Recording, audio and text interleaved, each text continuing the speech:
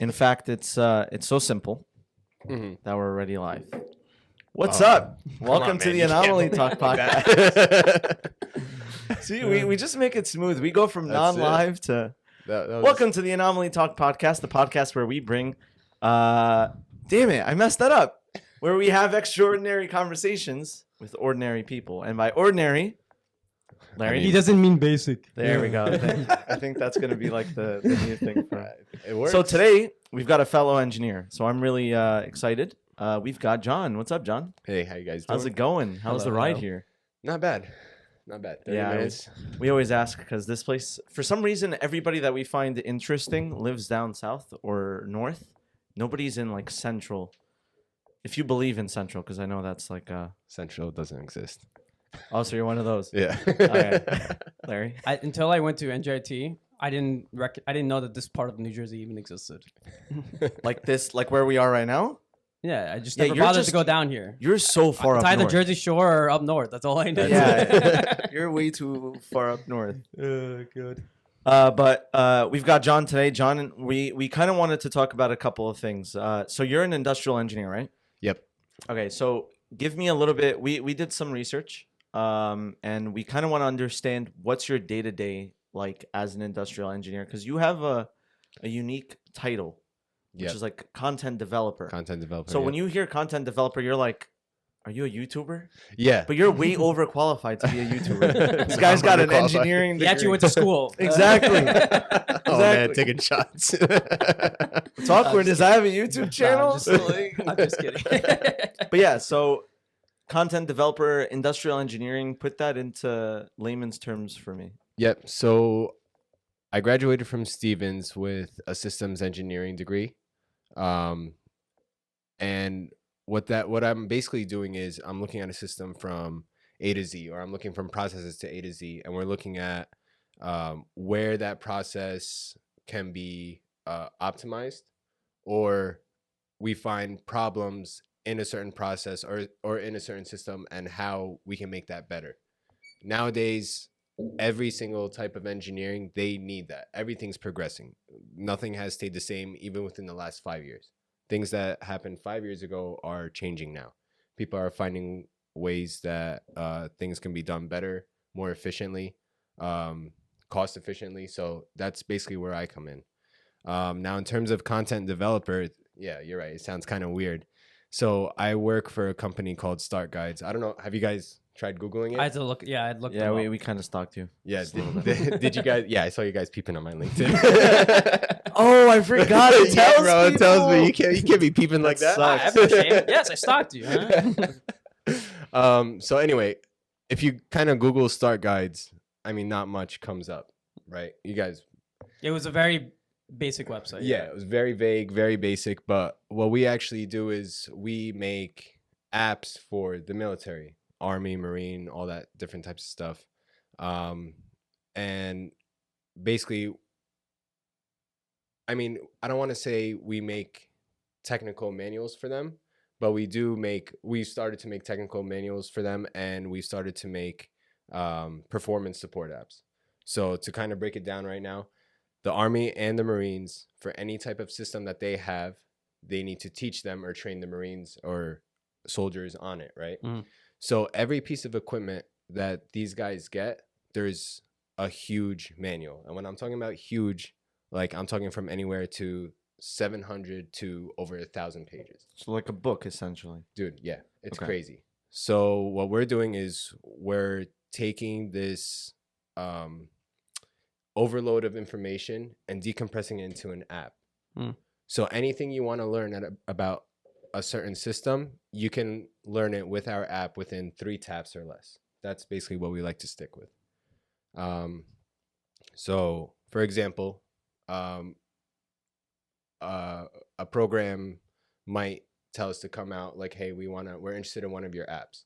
So we get on contract for it. Government's all contracting. Once the contracts go through, what they do is they get us on the field or wherever with their system.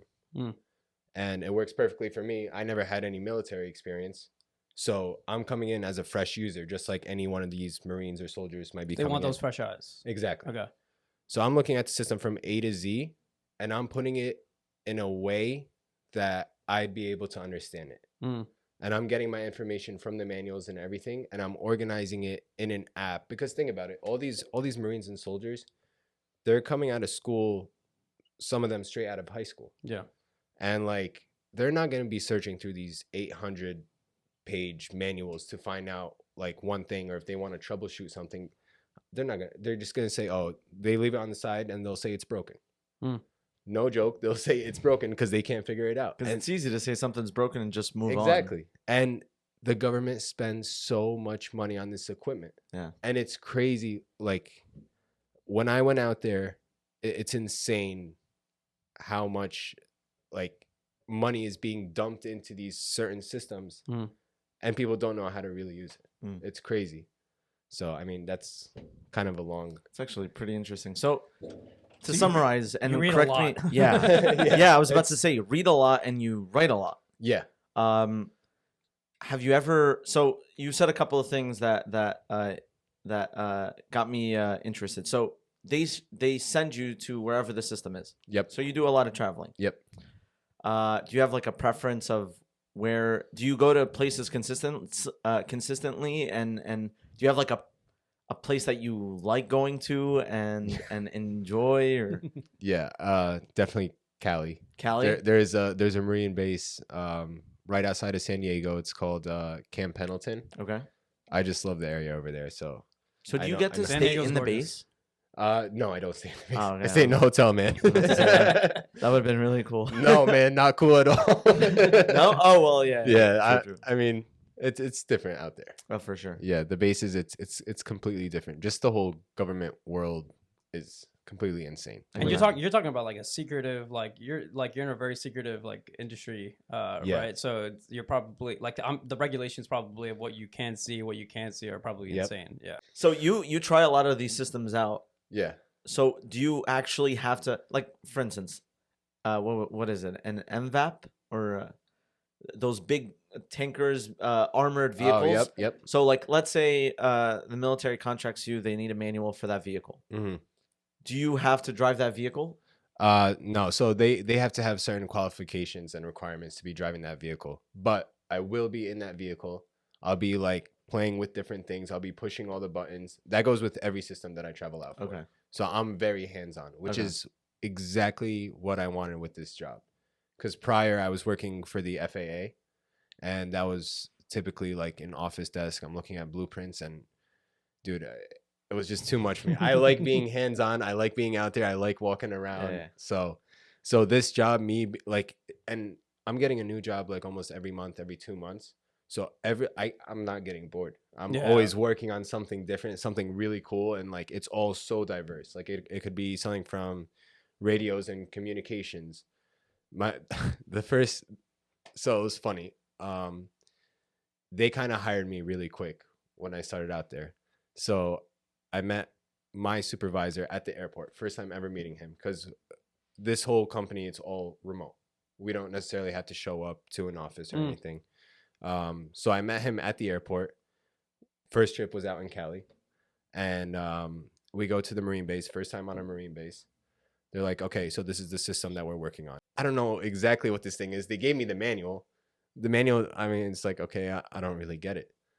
We go in the office, and there's a rocket launcher in front of me. I'm like, all right, this is pretty cool. It's like I'm literally living in Halo right now. In that scenario, you can't press every button, right? No, no. Well, they gave us a dummy version, so I kind of was. So okay. It's pretty cool. And so the way they train the Marines on those is they kind of have it like enclosed off, and like it's almost, like those virtual golf ranges. Yeah, where So there's they like have a something projector like screen? that. Yeah. So it's something like that where they're teaching the Marines on how to use it, and then eventually they'll take them out to the field and stuff like that. So Yeah. it's really cool how training in the DoD has been changing at a very rapid pace compared to the way they've been doing it for probably over the past like 50 years. Is that because of the inclusion of private companies like yours to system, or you're saying that's just a culture shift? It's just a culture shift. Okay. So just the fact that we're one of the only companies that are doing these app-based TMs or performance support app. Just the fact that they could put it on their tablet or phones or whatever, it's a huge culture shift within the military in general. And we've been receiving a lot of pushback. And there's not a lot of companies that do this either. So for the most part, you're getting contractors that will build out the systems, but it's still just a manual.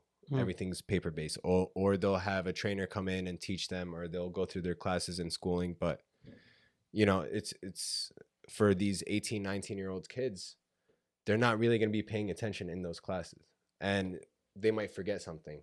So that's where our apps come into play. Yeah, that's actually really interesting because the trainer is fine, but then when you need to recollect that information, what are you going to bring the trainer again? Exactly. Like, you know, it's not going to be. I mean, this is where the waste of money comes in, right? And the inefficiencies come in. So I mean, it's brilliant. Actually, it makes a lot of sense, especially with the new generation. You definitely hit it.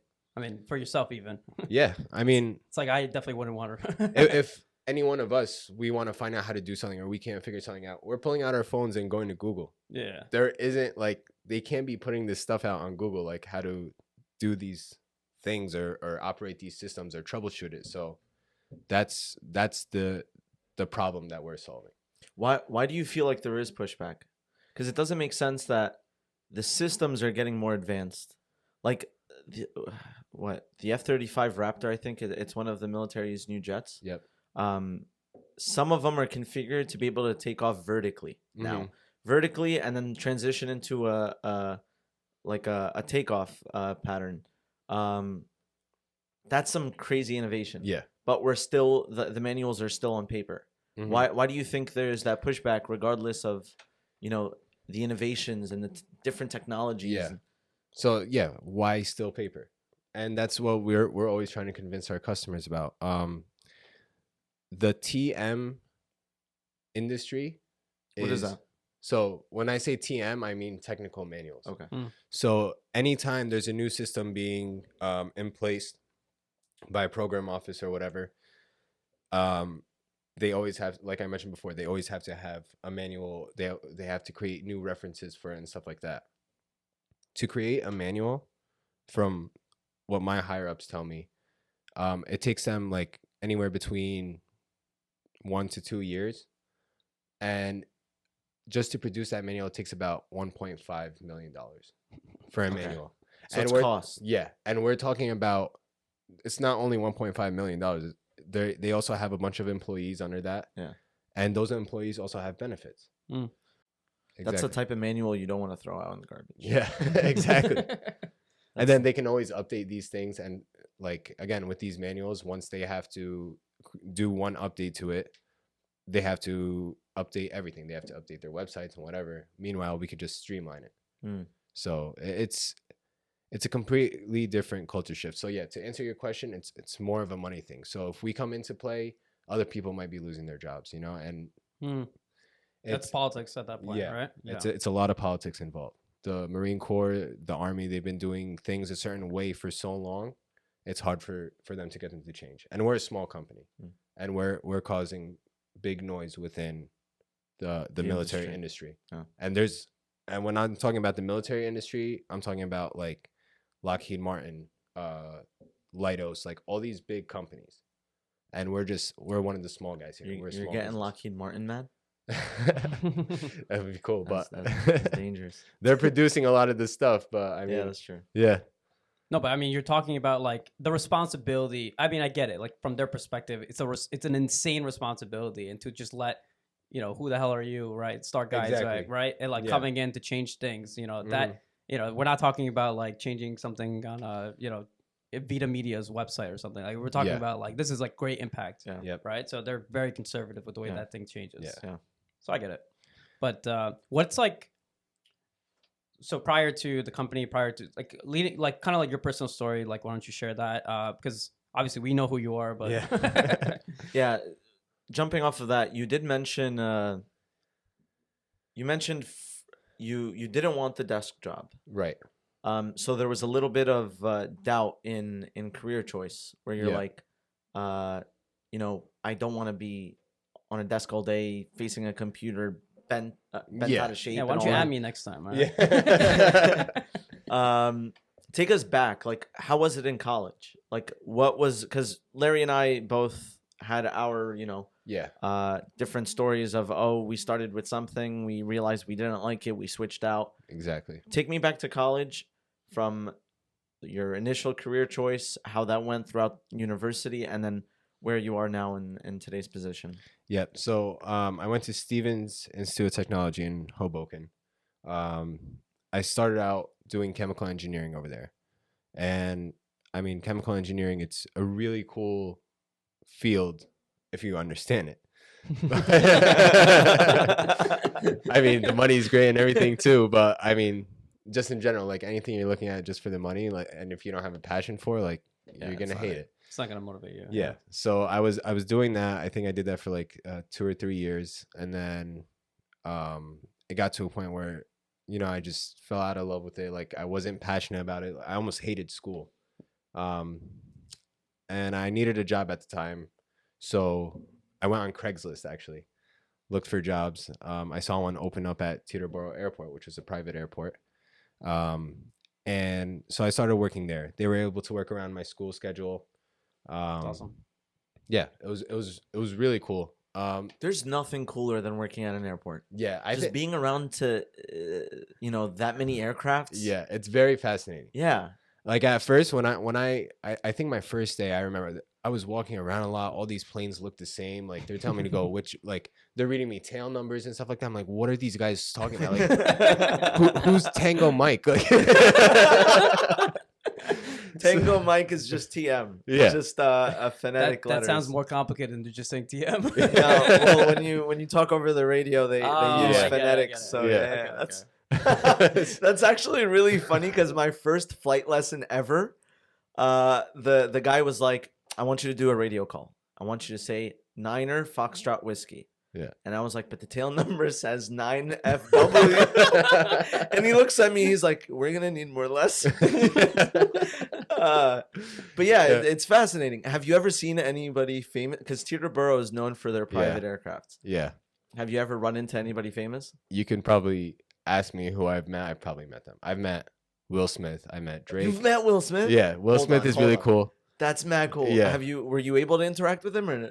Yeah, so he was really cool. He was walking off the plane, and then I mean, these plane doors open up. You never know if it's gonna be like some big CEO of a company or like someone really famous. Yeah.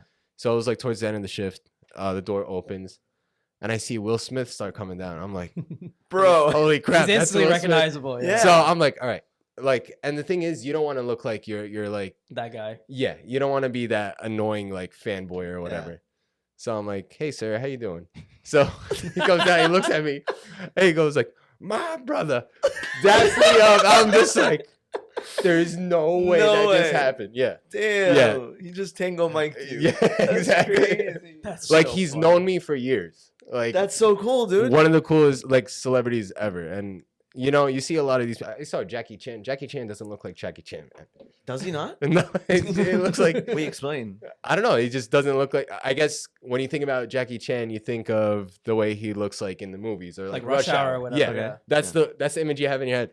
No, man, like he got old. He got old. Yeah, and all the cameras and lights and makeup. Yeah, it's actually, you know, it's funny. Tony Hawk. Okay, if you look at him now, he looks so old, and when he walks around, he just talks about how people just don't recognize him. Yeah, he's like, yeah, I used to be like the biggest thing in like the early 2000s. Yeah, and bro. Like, now no one remembers. Yeah, he doesn't skate anymore. He goes down a ramp and he's like, my arthritis. I don't know. I feel like he could still shred. He probably does. That's so but that's crazy. Will Smith. Anybody else that was memorable? See, if that was me, I'd wait at every plane, and every time the door is just descending, it's like its own like experience. Yeah. Like, ooh, who is it gonna be this time? It's like getting dealt a poker hand. It's like, oh, what do we got now? Dude, I could talk about this all day. Yeah, I mean, it's really cool.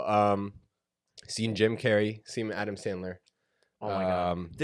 Was Adam Sandler wearing his like basketball shorts and the really oversized? Yeah, I love that guy. That guy's got so much money, but he's walking around with like the largest basketball shorts. And he balls shorts. a lot too. He loves. He does. Ball, he loves basketball. Yeah, he's that's really cool, man. Yeah, that's great. Wait, but the thing is, I get it because not from a work perspective, but I went to with a friend of mine, Mark, and for all of us, and we were in Brooklyn at a pizzeria, and literally right behind us was Childish Gambino. Oh, no way. It's a small place. This is like, I kid you not, probably like 6, 7. Lucali, I don't know if you've ever been there. It's like 6 or 7 tables in that place, and literally right behind is Charles. And Mark is having a panic attack. Okay, he sees him and he instantly recognized him. I'm like, I didn't even know who he was. I know who he is, but I wouldn't have recognized him. Yeah. And he's like having a and he's like it's Charles Gambino. I'm like, Mark, take it, relax a little bit. To ask the waitress, and she's like, yes, don't talk. We want to. He's like on a date. Oh, yeah. okay. Yeah, like, and it's like I get it. Like, you just don't want to. But yes. we agreed. We were not going to talk to him because you don't want to be that guy. But that's the biggest tease. Like, you see somebody that you recognize, and you're like, oh, holy crap! It's a celebrity. I have to say hi. But then you don't, and you're like, oh. I mean, that's how it is. You got to remember, there's still people at the end of the day. Like, they're just trying to get. Some of them are cool. So, like, you got to read their body language. You know what I mean? True. I mean, after a while, it was just like, okay, I would see Shaq, and okay, this is like the 15th time I've seen Shaq. Shaq is just, well, what's up, Shaq? Like, that's literally how it was. Hold on. You're saying this way too casual. Like, what's up, big Diesel? Literally, that's how it got to be at one point. Like, there were still people that I'd be like a little bit of a fanboy over. Like who? I saw LeBron. That LeBron. The summer after he won the championships, and he was just chilling, mad cool. Taco Tuesday. Yeah. He was cool. Drake was actually, I mean, I read his body language a little. He looked like where are you hanging out? Where are you when you see these people? Oh, are you still talking at the airport? Yeah, it's still at the airport. Okay. I'm like, I'm like, John, why do you keep running man. into these people? Oh, that's amazing. I mean, I wish I was able to take pictures, but again, I didn't want to be that. TMZ would love to be in your position. Oh yeah. That was the thing. Drake, surprisingly, he's actually there's one song where he goes, a lot taller in person. You'll see when we meet. That guy's tall, man. He's taller than me. He's about like 6'6". What? Yeah, you would never assume. I didn't know Canadians got that tall. Yeah, I guess that's crazy. That's interesting, but you're right. It is based on the body language. I think the most famous person I've ever met was Casey Neistat. Do you watch YouTube? Like, yeah. Are you into YouTubers? Yeah. You know who Casey is? No. So you're not into YouTube? I guess. I don't know. Casey Neistat, you would love him because you're also into photography. Right. And this is actually a great segue. Yeah. But no, because you never answered your college question. Oh, right. So let's get back to that. So Teterboro, yeah. So basically, I ended up working there. I realized that at first I took it just as a job. Again, didn't really know what was going. Couldn't tell a plane apart. But then over time, I started really. I mean, I started enjoying what I do. If I'm gonna be here for a lot of the week with school, like I might as well enjoy what I do. Airport operations, just the way airports operate in a certain way for a certain reason. Started looking into that a lot more. So I ended up switching over my field in college to industrial engineering or systems engineering. And it was really cool because they gave us a lot of freedom in that we can look at whatever industry we want to, and we could start doing more research about problems that they're currently facing. Mm-hmm. So started doing that, really liked the classes, started getting passionate about what I'm doing again, fell in love with school again. Crazy to hear, but my senior year, we have senior design projects. And there was one specific project that our school enters every year. It was like the FAA Airport Cooperative Design Competition, something like that. And I was just like, okay, this is perfect. I work at an airport. Like, how many other college students across the US actually work in an airport? Like, I need to take full advantage of this. Yeah. Like, I used all my resources. But the airports they were talking about were more commercial airports. I worked at a private airport. So there was still a little bit of a shift. Yeah. So, I mean, I used the resources that I had. We ended up tackling a baggage priority issue where, because most people's luggages, they get lost or delayed when there's a transfer in the plane. So basically we created a solution to that problem. We ended up winning 3rd place nationally. Oh, wow. Nationally? Yeah, nationally. Oh, my God. That's amazing. So was that implemented by any chance, or did any airline like? There was some interest from Delta. Okay. I mean, we kind of gave them the idea, but again, the thing is, a lot of these airlines, especially over the last 5 years, I don't know if you guys have been in an airport recently, but they've completely streamlined the way they do everything. So yeah, at the time it was something of interest, but with COVID and everything, like making everything like contactless and whatnot, I mean, it went a different way, but still, I feel like our idea still applies there. But still, it was really cool. Just winning third place nationally. Ended up graduating from Stevens. And then there was that little lapse. Still working at the airport, but I was graduated. I was getting interviews, but again, nothing that I really liked. So I just started shooting my shot. Applied to the FAA. Ended up getting a job in DC.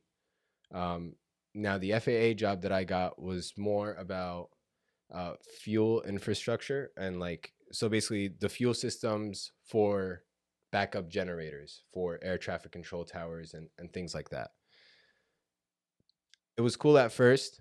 I was looking at blueprints, but again, it was all just like fuel systems. I didn't feel like it was anything like airport operations. So I was like, whatever, let me stick it out. Let me see where this goes. The more I'm looking at it, these fuel systems, they're just, I feel like in the near future, there's going to be like different types of fuel coming out. Everything's going to be replaced. Long story short, I just felt like it was going to be outdated very soon. It would have been obsolete. Yeah. And I'm just looking at blueprints. I'm sitting behind a desk and I just felt like a cog in the wheel. So eventually I made a connection with someone else that works from the DOD. And then that's how I got into contact with StartGuides. So that's where I've been now, and I've been loving it. It's something different literally every couple weeks, every month. I'm wearing a bunch of different hats. I'm looking at from the development of the app to the business standpoint to the content that actually goes into the app, the user interface. So it's cool. I'm never bored over there. Okay. Yeah. So you said you transitioned from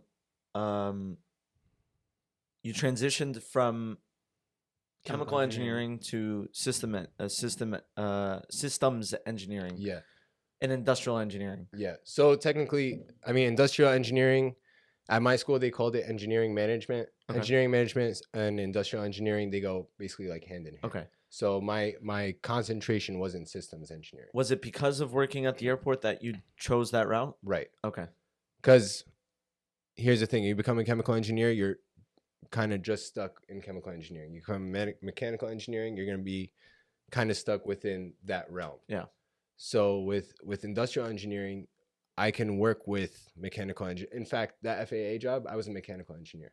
You have to be well versed in different types of engineering for you to become, for you to graduate from engineering management. So that was the interesting part. That's what I think, because it almost looked to me I couldn't get bored. I think that was my fear actually. I just getting bored. Yeah. That is a big fear. Yeah. Complacency and being well, I mean, it's a testament, right, to your story is a testament to the idea that you still like knew what you wanted, even though you went into something that technically wasn't what you wanted, right? And you still you had that in mind, and you didn't get sucked into that. Like there's so many like people I know that just get sucked into their world because they still, obviously you need to put bread on the table, right? You still want to make a salary. But they don't have that mindset of like, I still want to get to where I want to go. Right. And you made that transition. Yeah. I feel like a lot of times too, people are afraid of switching because they're going to feel like they failed. Like it's an admission of like, you didn't do what you actually like set out to do. Yeah. Yeah. But I mean, A, everyone fails. B, like if you're not doing what you love, you're probably always going to fail. There's going to be no passion. There's going to be no drive. Yeah. Like, that of itself is failure. Exactly. Doing something that you're just not passionate about, you're just withering away. Exactly. And it's like a priority. It's like you know, if you have priority of your work, like and you want to make sure that it is in the best way possible. Obviously, you don't want to get like if you just let it go to the side, right? It's gonna affect your mood and everything like that. Everything it affects everything. This is what you do every day for the rest of your life. Yeah. I mean, yeah. Like for everyone listening, like if you feel like you're not doing something that you love, just because you change it, like doesn't mean you're gonna fail. Doesn't mean you're failing. It just means that something isn't right for you, and you're still searching for that. Yeah. So. And although it sounds cliche to say, do what you love, or else you'll never work a day in your life. Everybody says it. Yeah. But there's this other perspective that I've grown to love. If you knew that you had a month to live, right? Yeah. And you were nearing death, how would you live your life? Exactly. Is it not that the second you're born, you begin dying? Yeah. So then you should live the rest of your life as if you're dying. I could have probably articulated that better. I forgot which book I read that in, but the concept, like, it kills the clichéness of Right. do what you love and or else. Yeah. But you were able to actually prosper and put that into a reality where, so was it risky or were you afraid of leaving that FAA job? Where did you have that other job, this job that you're currently in, lined up? I didn't have it. Like, once I started falling out of love with that FAA job, I didn't have anything lined up. Okay. It was But you just, still left it. No, so I didn't. You sucked it up. I sucked it up. Okay. That's the thing that I highly recommend too, especially with today's industry. Suck it up? If you're looking to leave a job, don't leave it until you have the other job. Yeah. No, because that's very important. it's, especially with, I hate to say the C word, COVID, but with all this COVID stuff, it's really hard to find a job nowadays. Yeah, it really is. It's really hard. So no matter how much you hate a job, just stick it out. Just embrace the suck, but just keep looking towards something else. There's always got to be something you're working towards. I like that phrase. Yeah. Embrace the suck. That's a great bumper sticker. Yeah. That's with That's essentially what everything you've got to do. No, but actually, it's funny because in like all three of us have switched. yes. Yeah. So all of us can relate. Yeah, Yeah. I went from pre-med to Yeah. IT to engineering. You went from computer science. Computer engineering to computer Oh, science. Yeah. And then you went from chemical engineering to engineering management. Yeah. Industrial engineering. Yeah. Industrial. So and it's the fact that we did that in college. Actually, obviously, you don't switch if you don't want to switch, right? If you like what you're doing, but that aspect of switching in college in a safe environment, right, prepared you mentally to be like, and when you're working, be like, I've done this before. I have switched. I've left something that I was currently doing I didn't like, Exactly. and I'm gonna make that jump. And it's almost as if that like kind of like you already went through that mental like pain of switching right before, and then now it's like you did it with. I think there's an essence of that. Yeah. I think that just goes with everything too. You just always have to just. So even me, when I graduated from school, I told myself I'm either working in New Jersey or New York, preferably New Jersey. And now you're working everywhere. Yeah, I like New Jersey. Yeah. Like, I never thought. People are always just like, oh, I can't wait to leave the state. New Jersey's pretty good, man. You travel out to the other states, you don't realize how good you got it. And let's transition to that because I know you work in DC. Yeah. And I went to San Francisco for 6 months. So now I have a flair of those two cities. You have a Right. flair of DC. Yep. That's it. It's going to be decided now on the podcast. The differences between these three cities. What Plot was it like? twist. Texas is better than all. Okay, Mina, you're out of the conversation. So. I don't know. I don't know about that. Have you been to Texas? I've been to like the Dallas Fort Worth area, but then again, so anywhere I fly out, it's usually by these marine bases. There might not be a whole lot to do around there, so I don't get the full taste. But I'm curious. What do you think? What was like the San experience Fran? in DC? Yeah, comparing the cities. Yeah. Like, yeah, from New York to Okay. DC. if I was to explain DC, this is how I would put it. This is about to get interesting. All right. So, in high school, you have like basically the dropouts and the kids that don't care. And you have all the overachievers that are doing all the AP classes and stuff like that. Yeah. DC is where they put those dropouts and the overachievers together. Okay. There's no middle ground. There's no middle ground where people have some sort of like, I guess, street common sense. Yeah. It's just one or the other.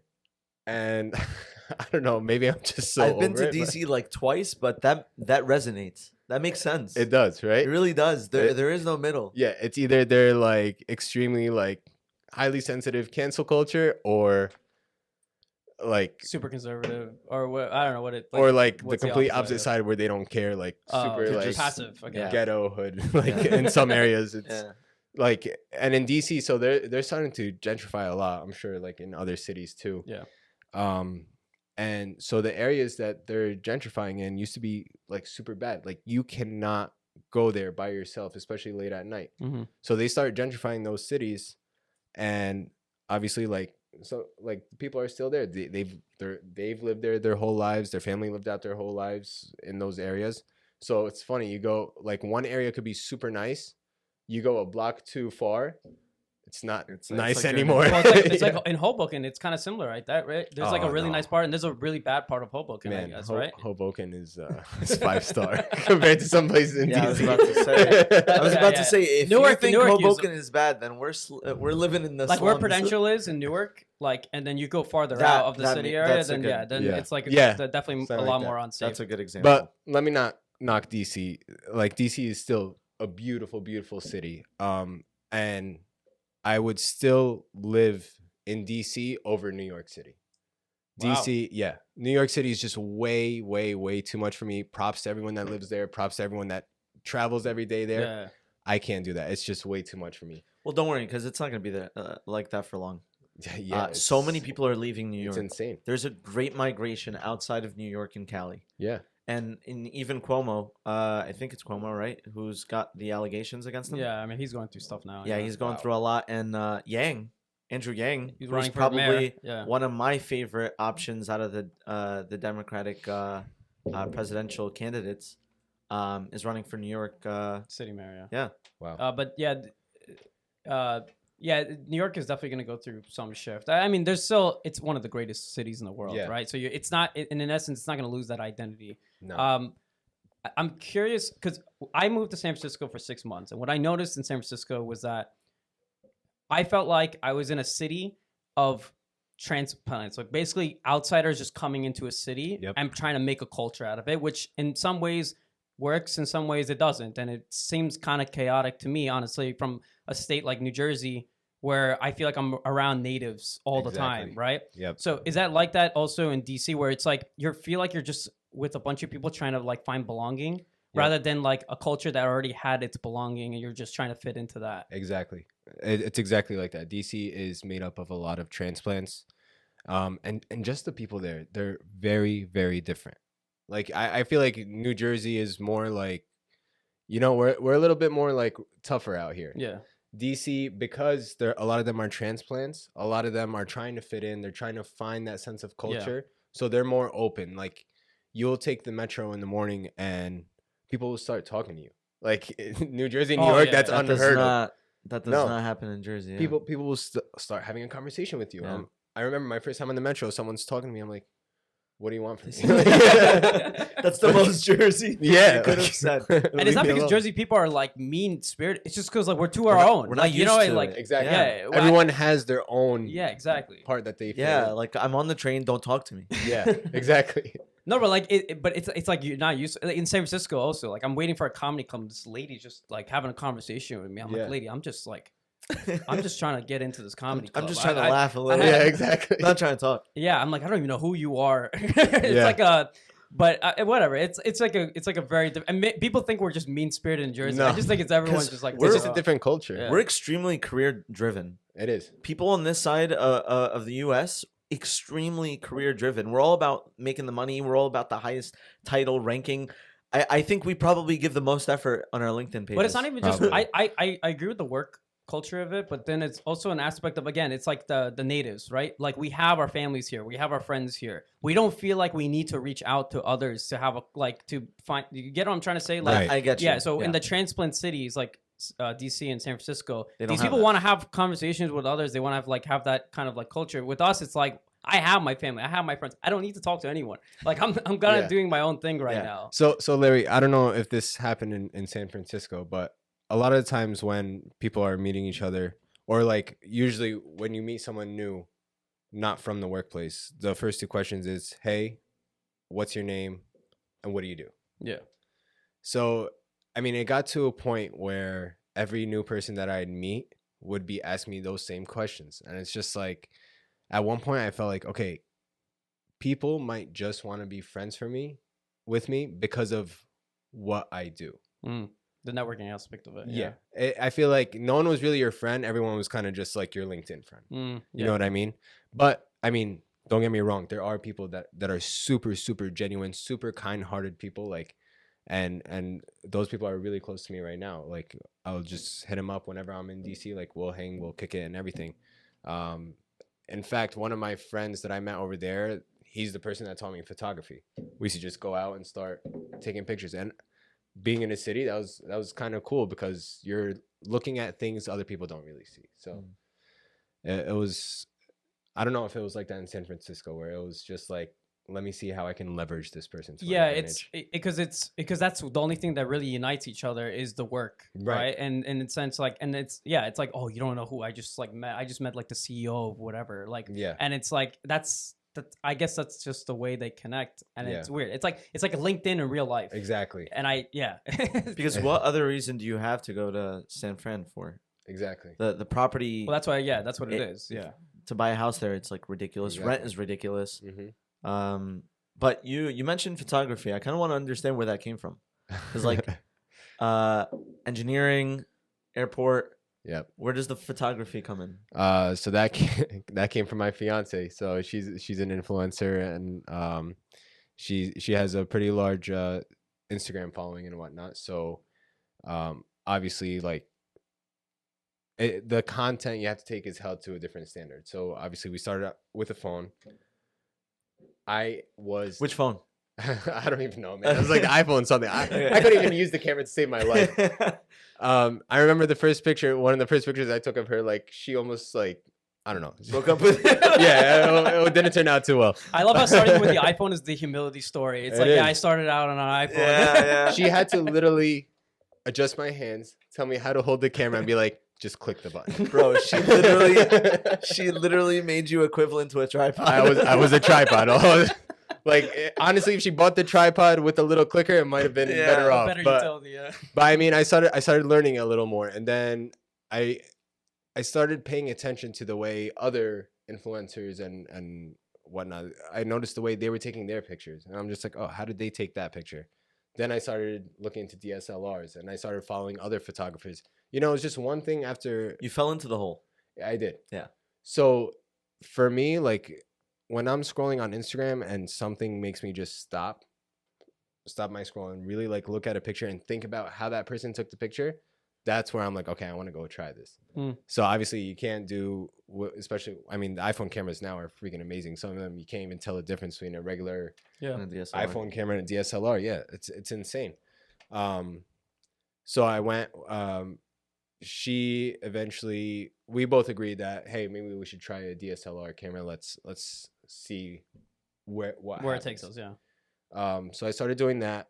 Learning is completely different. So YouTube was the thing that really helped me really learn like about photography. And there's a lot to photography. It's not just putting it in auto and just clicking a button. Yeah, people really underestimate how much it takes to get a good image. Okay, why don't you add me next time? All right, I just click the button. Yeah, you think all these cameras are just all these engineers making a camera app? You're telling me like they didn't do this work for me? No, I'm just kidding. And you know, if you're shooting in auto and if you're shooting in JPEG, you're not a photographer. You are not a photographer. And manual. Yeah, that's it for the win. So yeah, it was just YouTube, and then I met my other friend. His name is Minor. You guys probably see him a lot on my Instagram and her Instagram. He's at Major Minor. He's super, super gifted photographer. I met him at an event, and I told him like, oh, I just bought a camera and whatnot. So we just started hanging out on the weekends, and luckily we were both in the DC area. DC is a super cool place to learn how to shoot. There's always different types of stuff, different types of ideas, and I'd be like, oh, I saw this guy take this picture. I wonder how he took it. We'd go and try and take that picture. And you know, that's how you start learning new things. You just got to go out there and do it. Like, yeah, YouTube helps to a certain extent, but unless you're getting out there and doing it, like you have to make the mistakes and then learn from them. Yeah. Yep. Yeah. No, that makes sense. And the fact that, like we were discussing this before, but the fact that you learned off YouTube is just amazing. It just shows like how much different life is now, where you don't need to get these expertise, like knowledge from like paying a lot of money, right, to learn. The information is available to you. You just got to learn it. Yeah. What is there like common mistake, like on a fundamental level? Is there common mistakes that people just make when taking a picture that they just don't realize? Yeah, a lot of it. I mean, most common thing I think is just framing. Framing, composition, composition, and the exposure. So what do you mean by can you like expand on what do you mean by like the mistake? Like in a like a generic picture, like So like I guess learning the rule of thirds. I don't know if have you guys been seeing like these cool TikToks on and they're just like, oh, tips on how to make your pictures cooler. So like the foot position within the frame, like that. And it also actually a big thing is like whether I might be getting too much in the weeds, but like if you're shooting mirrorless or what's the other thing called? Or mirror. Yeah. Yeah, mirrorless or mirrored. That has a lot to do with your composition. So basically, if you're shooting mirrorless, you won't get that crop in it. I'm getting too much in the weeds, but no, you're good. Basically, first thing to like basically pay attention to is the foot position. You want to make sure like the bottom of the frame is aligned with the foot position. Then everything else can kind of just fall into place. But again, going back to like TikToks, a lot of it is some really good tips on how to like start shooting and stuff like that. They show you how to adjust the camera for cool pictures, how to like adjust your settings to get certain types of effect.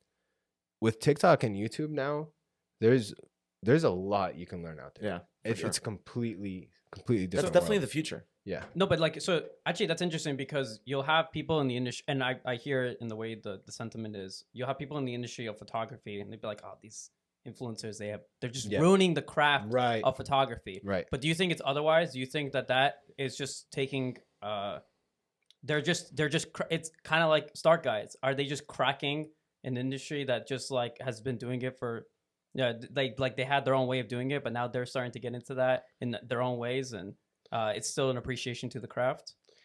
Yeah, I mean, so there are some people. Here's the thing.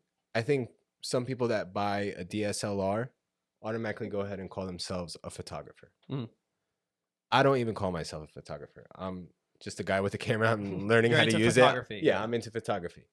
I think there's a difference between being a photographer and being into photography. And like, there's a lot more there. I don't know what I don't know. There's a lot to photography. There's things that like I might take a picture. I would think it's really good. It looks amazing. But an actual photographer or someone that's been into photography longer than me, they'll look at a picture and be like, oh, well, your ISO is a little too high or this and that. Like, there's a lot of different things that a newbie would see versus what an expert would see. And I mean, that's not to like dissuade anyone from picking up a camera and getting into it, but like you gotta know when to stay humble. You know what I mean? So it's not something you can master in a month. Like this, it absolutely not. Yeah, and I get that, and that makes a lot of sense. Yeah. Is photography like an out for you? Is it like a de-stress? Yeah, a lot of the times it is, like, especially like when I see something on Instagram and I'm just like, oh, this is super cool. Like I want that blurry background, right? Yeah. It's always the blurry backgrounds that get you. It's cool. I mean, that's one of my outs. Another one obviously is working out. I know You're so good saw at my transition. You saw my transition. Pretty good. I got you. Yeah. So I remember back in the day, right? I'm like 23. What am I saying? This old man. You, Max. I remember that. Yeah. You guys were big gym heads. Yep. So that's one method of de-stress. Huge. Yeah. How important has going to the gym gotten since the C word? Have you been going? So moving to DC, it was a completely different shift for me. Like we were talking about risks before. Me moving to DC completely was a risk in and of itself. Oh, yeah. I was not comfortable with that move, but you know what? Just like everything, you got to just jump to it. So I was stressed out at times. Like I didn't know if I made the right decision, things like that. But you know, thank God everything worked out. But during that time, just working in a different, I guess, environment, really like. So when I used to work at Teterboro, it was very physical. I was always outside. Somehow I'd get out of work at like 10, go to the gym, get out at like, I don't know, 12:30, and then go back home, study, and then wake up the next morning and go to class. Like I was like, all right, not a big deal. If I just have a normal 9-to-5 job, no big deal. I felt more drained from a 9-to-5 than I did working outside. I don't know if it's just because I'm active outside and I'm already like the blood's flowing and everything, but I don't know. For some reason, when I moved to DC, I went to the gym less and less and less. Eventually, like I kind of just like I was doing it for so many years. I felt like it was just I just needed time apart from the gym for a while. So and then, but like maybe I'd go to the gym like every like 2 times a week or something like that. So I was still like in there just to be healthy. And then COVID hit. COVID, like you really don't realize what you have until it's gone. Yeah. Dude, I was attaching these elastic bands to like my freaking window and like trying to do I curls saw and stuff like that. It was bad. Home Depot at one point was like low on cement because people were making dumbbells and barbells out of cement. Dumbbells are so expensive now. Yeah. Like the Bowflex adjustable dumbbells, those are like $300 now. They were selling them in the peak of COVID. They were selling them for like $600 to $800. Yeah. It's ridiculous. I wouldn't have bought it for 300 or 600. Yeah. Would you say the reason why you were more inclined to go to the gym while working at the airport versus in DC was because there was physical exhaustion working at the airport versus the mental exhaustion of working a 9 to 5? I think so. Like a lot, like not for nothing. Like working a 9 to 5. Like you might be sitting there the whole time, but from the mental exhaustion, like it really takes a toll on your whole self. That's why happy hours are so popular and whatever. People need a way to de-stress or like, but I just don't think alcohol and food are the way to do it. Like, it just sounds stupid. I mean, food, I got really fat in DC at one point. Like I got super skinny at one point. Like the lightest I've ever weighed in my life. And I felt it was because I lost a lot of muscle mass. And then COVID came, I started eating a lot and I wasn't going to the gym. So more fat. Yeah. So I mean, just my whole fitness journey, like back in high school, I was close to like 300 pounds. So yeah, it was big. And then I don't know, I just went savage. What was driving? So I knew you were very committed to it in high school and college. And what was driving that? I don't like you took it to a higher degree than most people. Like what drives working out like that? I don't know. At first, I was doing it because I hated the way I looked. So it was more of like a people pleasing thing, right? And then eventually it turned into I'm doing this to become the best version of myself. It was more of like just a mental thing. Like me, if I start taking something seriously, I'm going like 100. I'm not putting in 50%. I'm not putting in 0. Even my workouts in the gym, if I'm not going full throttle, there's no point in me being there. And I don't know. I think just overall, if you're not putting your full self into it, whether it's, I don't know, a service or I don't know, if you just don't have that drive to get in there, what's the point in doing it? You're losing the beauty of it by not taking it seriously. Exactly. I get that. No, like I get that. If you're dedicating so much time into it, why not just put your all into it? And then eventually, like, so it's not the gym. Eventually, I'm sure you guys have heard like the gym becomes an addiction, right? It's not necessarily you looking in the mirror and like, oh yeah, I look better. That's addiction. That's part of it, yeah. But I think it's the way you react under stress or pressure. Like, okay, I had a long day or like something's really stressing me out, but I'm still getting my butt in the gym and I'm still getting that work done. Like that's where it really, I think it's more of like a discipline thing after a while. What led to that shift in mentality when you were like, hey, this is for myself? Because sometimes we neglect taking care of ourselves. And I've been recently going through this where like you just neglect little things like my back's been killing me, right? I haven't seen a doctor in like 2 years. Yeah. There's this shift now of, hey, I need to take care of myself. I need to get braces, get LASIK, do this, go to a doctor, go to a dentist. What led to that shift where you're like, hey, I need to start taking care of myself? And one of these things is getting back into shape and working out. It was just like right now, like our 20s, like this is the best years of our lives. You know what I mean? Like, like this is our prime right here. The understatement of the century. Yeah, exactly. Yeah. I mean, okay, whether it's COVID or whatever, like this is the time where you're gonna improve on yourself the most. Mm-hmm. This is the time, like, and I just keep looking at it like one day, like I want to be able to show like pictures to my kids or like be like, oh, I was the best in this, or like people used to come up to me for tips and advice on this. Like, it's just I just wanted to break my own boundaries. Like if I wasn't breaking my own boundaries now, I don't know. It's like you build a habit early, Yeah. so that way it stays with you. Otherwise, like once you hit past an age, it's like that discipline never creates itself. And I think it was more so like in high school, I was that fat kid growing up, and like I always used to look at other people that were in great shape and whatever. I'm like, yo, that's amazing. Why not me? Yeah. You know what I mean? It comes to that point, like, why not me? Like, what are the excuses that I'm making, telling myself that I can't attain that? And that's where it all comes from. So like, that's been my drive. Like, I want someone to look at me one day and be like, how did you do that? Or like, I want to be someone else's motivation. I want to be that role model that I kind of wish that I had growing up as well. So like, that just goes with everything. Like, okay, if you fail in one field, go ahead and switch. You know, it's your life. Take control of it. If you don't like the way you look, go and change it. Like everything's in here, you know? Yeah.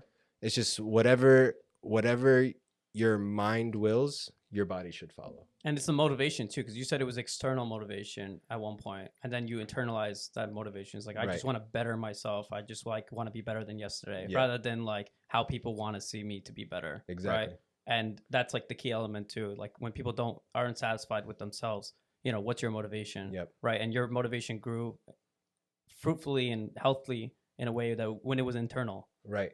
Yeah. And I think a lot of it too is just having a partner to hold you accountable first. Yeah. Me personally, sometimes I get like super competitive. So eventually that gym partner that was holding me accountable, it became into like, all right, you're gonna bench those little 75s, watch this. Like, and that's funny story actually. So my fiance, right before COVID hit, she convinced me to join Orange Theory. Okay, I was always just a gym head. Just go to the gym, hit the weights, don't look at cardio, leave. You know, so don't look at cardio. Yeah. What's that? Yeah, I don't know. Yeah. Weird. But anyway, so she convinced me to do an Orange Theory class, and they're really good at sucking you in. They're like, oh yeah, do the free class, whatever. Come try it out. If you like it, sign up. So I'm like, all right, whatever. I'm just gonna do the free class. I'm gonna get her happy, and I'll just join. So it's like a whole bunch of people. A lot of them are women. There are some guys. So they put me next to a guy on the treadmill. I hate cardio, but I see this guy and he's running. I'm like, all right, 6. Watch this, 6.5, and it's just like a constant struggle now. So, needless to say, I'm still a member of Orange Theory. Dude, to beat this one person. Yeah, man. I've been very competitive with it. I've been super competitive with it. That's amazing. So I've been doing Orange Theory, and then a lot of times. So after COVID, me like gaining all that weight, I've been trying to get back into it. Like, just because you fall off doesn't mean you can get back on. And I'm going to be even better than I was. Like, that's what I'm putting in my mind. So I'm doing Orange Theory now. I'm going to the gym. So a lot of times I'll do an Orange Theory class in the afternoon, and then I'll go hit the weights at night. So, I mean, it's just, it's really fun. And it's just like, okay, Orange Theory, it's fun. It's going to get me in shape. Let me make it competitive. You know what I mean? Like, what are those classes like? So like, what makes it fun? It's a group. The thing that makes it fun is you have like these bands or some way to track it, right? So it's all based on it'll measure how many calories you're burning, and it'll measure your heart rate. So the heart rates go from zones. You have like your blue zone, your green zone, your orange zone, and your red zone. Something like that. So it's called Orange Theory because they want you to stay in that orange zone. Because that's the most effective fat burning? Or? Yeah. Okay. So that's where you're burning the most. The red zone is like your max output. So the orange zone is like perfect for like fat burning and stamina. Yeah. So for each minute that you're in the orange and red zone, you get what's called a splat point. Okay. So it's weird. So can you redeem them? Yeah. And then you go to Chuck E. Cheese. You gotta you get prizes in the front. That's immediately what I'm going. Yeah, right. Dude, he said splat point, and all I can imagine is you going at night to your other gym to lift weights. Yeah. And the guy spotting you, he's like, "Yo, how many splat points you got?" Okay, you got the points. Cool. Okay. Yeah. So basically, they're saying, so if you burn like 12, or if you get 12 splat points in a class, 12 splat points or more is what you need to achieve that afterburning effect. And so their thing is 24 to 72 hours after that workout, that afterburn effect is you're still burning weight after the workout. So it's pretty cool. I mean, the science behind it is cool. Eventually they'll have like benchmark days, or they'll have different challenges, and it's all tracked on the app. So like it's gamification, right? Huh? It's a gamification of working out. Yeah. Right. Yeah. So like they'll have rowers, they have treadmills, and they have weights. So, and then they always, so if there's a benchmark, like they'll put, oh, this was your previous time. And then when the next benchmark comes, like you want to beat the next time. And then it's cool because then they'll have a leaderboard. They'll show you who got the highest times. That's where I get competitive. I'm like, I'm being number one. So that's how it is. I mean, you got to find your thing. Like at first, yeah. Once you're getting into it, being competitive, like a nut job like me might intimidate you, but like, which one do you go to? Just so I can make sure I don't go to. There's one in Hackensack that I go to, and I go to one in DC. It's pretty fun. But so like even there's one guy that I've been training for a couple years too. So when I was like back in the day when I was like really into it, he would come to me with the gym, and like I would just push him. Like it's not about competitive. Like I wanted to motivate him. From like a year and a half of him going to the gym with me, he gained like probably 20 pounds of solid muscle. And this was all just straight dedication. Like we corrected his eating habits a little bit, like his protein intake. This kid got ripped. That's awesome. Yeah. And then I fell off, he fell off. So now we're going back to the gym again together. But we're awesome. Holding ourselves accountable. You know what I mean? It's like a perfect circle story. Yeah. You mentioned earlier that sorry to cut you off. No, you're good. You mentioned earlier you want to be the mentor or the person you look up to. Yeah. That you didn't have. Yep. So did you not have any role models or mentors growing up, or? No, not at all. I have so many cousins and everything like that, and they're all extremely successful at what they do. And they're all like, when I was growing up, they were all super athletic. I was like the fat kid and stuff like that. So yeah, it was always good to have them around. It was more of like a push. But I think like nowadays, it's just people are afraid to ask for help, and B, they're afraid to come off a certain way. Like I think especially within the Egyptian Arab community, like people are like, oh, he did this and then he switched to that. Like people are afraid of, I guess, almost failing because of the way they'll look. The perception. Yeah, the perception. Yeah. So my idea of like being that mentor, like if something doesn't work, fix it. There's always guidance there. I don't want people to think that you have to do something a certain way. There is no such thing as a certain way. Yeah. Like your parents might tell you, okay, you have to go to school, you have to get a job, and then you get married. Okay, that might work for some, but for a lot of people that doesn't work. Like school might not work out for them, or like maybe the order is different, or maybe they get married later on in life. You can't hold people to a certain timeline. Like I kind of want to just like be that person to just like, things don't have to be done a certain way. I think that's, and it's relatable. It's relatable because it's not like you didn't have the perfect like story where like everything worked out in every aspect of it. No. And I think that's why people listen to people like you, because they say, okay, yeah, you've seen the pain, you've seen the suffering, right? And I can relate to that, and I can aspire to be like that. Right. So yeah, it makes, because I don't know anything about your cousins, but like, I mean, in my family too, like there's some perfect stories and you just can't relate to it. It's like, I respect where you're coming from, but like, I need someone to help me through this pain right now because exactly. I get it. Yeah. And I think that was kind of the gym for me, because I mean, the gym, it's like, how are you gonna come out from the pressure? Like when you're lifting weights, you're putting a pressure on yourself and you're coming out of it. So I think that's where the discipline comes in almost. Like it's just like, how do you rise? Everyone is always under some sort of pressure. Are you gonna crack, or are you gonna get out of there? Like that's where a lot of it comes from. It's just making the best out of every single situation. Like there's no reason why anyone should fold. If you have something in your mind that you're working towards too, like you got to get there and find a way to do it by any means necessary. If there is something in your head that you want to attain, by any means necessary. That's just, you just got to be a dog out here. No, 100%. Yeah. Is that like long term, like what really matters, like what you really believe in and what you really want to aspire to do for other people? Is that like that mentorship? Is that something that you just want to stick with, like in meaning like you're doing your life, right, and you say I want to give it back? Is this something like that you're trying to dedicate to? Like what's like a mission of yours that you're trying, like aside from your work, everything like that, what's like a mission that's like trying to drive, like that, you know, like this is what I want to aspire to be, in a sense? Or I kind of like that. Is it like teaching? Is that essentially what you're trying to? Yeah, this is getting deep, huh?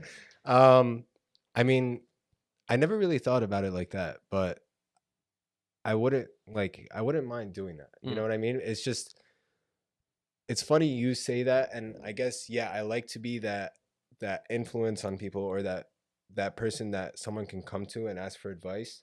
And it's funny, the more I think about it, like I realize a lot of my friends come to me for advice too. Just clicked in my head, but I don't know, maybe I'm just that listening ear. But I guess making something bigger out of it, I don't know, maybe. But like right now I'm kind of just like focused on bettering myself and just setting myself up for the future. Maybe later on I would probably love that, but I don't know if that answers your question. But no. I mean, sometimes it kind of reveals itself when you look back, right? Yeah. So we're still very young. Yeah. I mean, I'm just always willing to be that person that listens, because a lot of times the more you talk to someone, you realize you're not that much different. Like all three of us, we all switched majors. There were certain struggles, like you moved out to a different city, I moved out to a different city, like you're starting your own company, like everyone is under some form of pressure. So it's just, I guess, kind of just getting through that and learning from other people's experiences, and just listening to other people. You'll pick up a lot more. It's actually a great point, because I think the majority, or the vast majority of people, are doing similar things. But nobody talks about it. No. And if more conversations were to happen just like this one, exchanging ideas, imagine the impact it would have on mental health. So many people are just bottling up everything up in their mind, and unlike you, they might not have a distress activity. They don't go to the gym, they don't pursue photography, and then that just kills them inside, and they get to a point where they're extremely mentally unstable, right? And then they fall into depression and things like that. And that's kind of, you know, a big thing that Larry and I wanted to focus on with this podcast. Engaging in conversation, no matter what it is. Larry and I disagree in many things. That's totally cool. He actually wanted to start off this podcast as just us, me and him, just dishing out ideas. I said, Mina, this would lead to nothing, because we would just be we disagree. But that's exactly why I wanted it, because we in 2021 and 2020 and 2019, just recently, nobody is tolerant. Right. Nobody. If your opinion is different, get out of my face. Yeah, exactly. And that's it. Cancel culture. Yes. You're gonna get Mina riled up. Yeah. Because I frankly, I probably don't belong in Jersey, because I love engaging in conversation. I'm very outgoing, and that's why I said I love Texas. Because have you ever been to, like, people just, they're so nice. Hospitable. Yeah. Like the hospitality is ridiculous. Yeah. But yeah, if people just had conversations and they talked about their businesses, they talked about their side hustles, they talked, hey, John, I'm trying to get fit. What should I do? Yeah. But we're not engaging in those conversations. what do you think we should do? Like, how do you promote a healthy environment for engaging in conversations, especially among people our age? Because I think we're the issue. We're the ones our age, around our age. That's the age that's like starting the cancel culture, the Twitter attacks, and all that type of stuff. I don't know. I feel like just it's like what you were saying before about all the culture stuff. Before I moved to DC, I was very, very unsocial. I stuck to my circle. I did what I had to do. I went to the gym. Jersey got life. out. Yeah, that's all it was. Moving to DC made me realize, and especially being away from my family and my friends and whatnot, like it made me realize talking is a lot more important than you think. Especially with this day and age with social media, people are only going to show what they want to be perceived as. You know, they don't see the behind the scenes. They don't see, like you were saying before, like, dude, this anxiety right now is, I feel like 10 years ago, anxiety wasn't this high. People all of a sudden, oh, I have anxiety. Like, no, you don't. You're just like in your mind, you're thinking you're supposed to be a certain way, and it's not going your way. They're misdiagnosing themselves. Yeah, exactly. Yeah. And I don't know, just I guess creating that healthy that environment to create those healthy conversations. Yeah. So a lot of the times, like even from what people see on social media and stuff like that, they'll start knocking it. Like, okay, when I moved to DC, I started getting into photography. Like, I would get in front of the camera every here and there. I'd get like all these messages. Oh, like, what do you think you are now? You think you're brand new? Like it's easy to be a critic and stuff. Yeah, it's so easy to be a critic. Yeah. But once things start catching fire, right? Once you start getting these like little like side gig job opportunities or whatever, then they're gonna start asking, oh, how did you do that? Who'd you get into contact with? Or like, how did you get this collaboration or whatever? Then they're gonna start. So instead of knocking each other or talking behind someone's back, maybe talking to them and like for example, this podcast right here. Like you guys started this from scratch. And you guys are just gonna keep putting out content and eventually it's gonna catch fire. I feel like, and this probably came, like this whole podcast came because you and your friend had an idea and you guys just all started talking about it all together. And now you guys actually made something out of it. So this is where healthy conversations can go. You guys can actually start producing something or making something. And like, okay, what the heck? We're still young. Like we might as well try it. And it all starts from a conversation. It all starts from a conversation. And it's just, you don't know what's going to happen until you try. And that goes with everything. So you're saying put something out into the world, be the example, and then eventually it'll catch. It'll catch. And that's probably, I think that's one of the two biggest things that we need to do as a society. I think the first thing is this. A lot of people are worried about the COVID vaccine because like they don't know the long-term effects. We don't know the long-term effects of this. Yeah. The first iPhone came out what? 2007. Okay. 14 years? Yeah. That 14 years is not a long time. So yeah, you're absolutely right. Put something into the world, be that example, and hopefully just like, have good intentions. When you're trying, Egyptians, they yell at each other all the time, and yet and then they break bread together. It's so toxic. Hold on. We roast our people a lot. We do, but I promise you. But there's a beauty. There is a beauty. It's like, yeah, there's a beauty. But like we roast Egyptians a lot. We're Egyptians, so don't cancel us. But like every community does that with themselves. Yeah. So like the Hispanic community, they're like, oh my God, Hispanic timing. Because like they never show up on time. That's crazy. We have Egyptian timing. There's Indian timing. I was 20 minutes late today. I was 20 minutes late. John was late today. Larry was late today. I was late too. But yeah. I don't know. Yeah. So I feel like maybe it's the toxicity almost that in some cases can make you or break you. Yeah.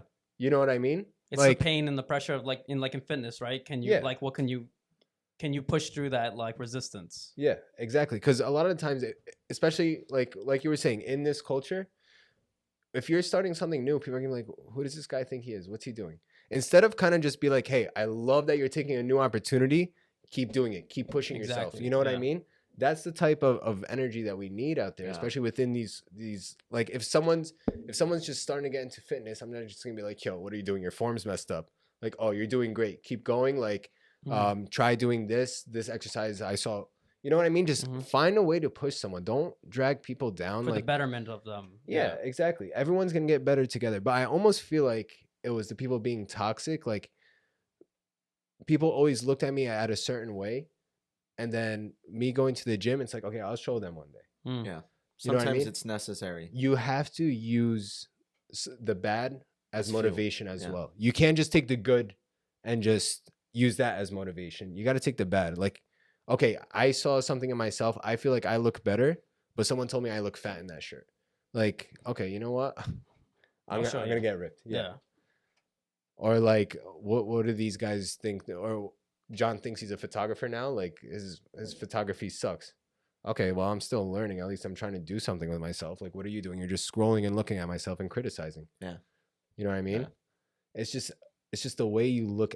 Maybe it's just that competitive nature in me, but I don't know. People just gotta like, you gotta put a fire under yourself. Yeah. Listen, this episode had many gems in it. We really like. I know you're busy, and we really appreciate you putting the time to meet out with us. And I'm sure this is not going to be the end of it. Yeah. Your story is like literally just beginning. So we'll see you surely another time. And Mina, we got to do our thing, dude. We got to do our thing.